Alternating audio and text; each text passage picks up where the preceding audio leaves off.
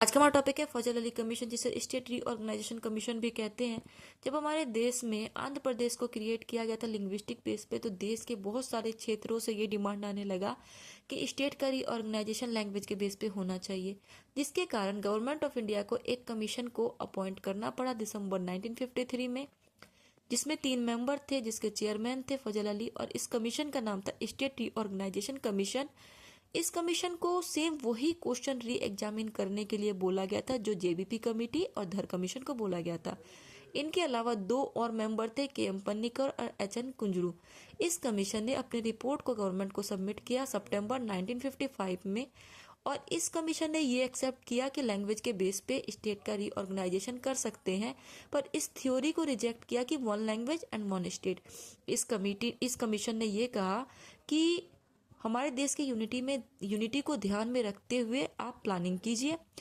Language सिर्फ reorganisation के लिए एक फैक्टर नहीं होगा, इसके अलावा 4 और फैक्टर होंगे जिसको ध्यान में रखते हुए आप स्टेट रीऑर्गेनाइजेशन के लिए कोई स्कीम लाइए।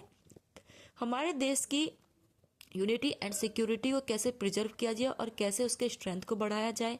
लिंग्विस्टिक एंड कल्चरल होमोजेनिटी को ध्यान में रखिए। फाइनेंशियल, इकोनॉमिक, एडमिनिस्ट्रेटिव को ध्यान में रखिए।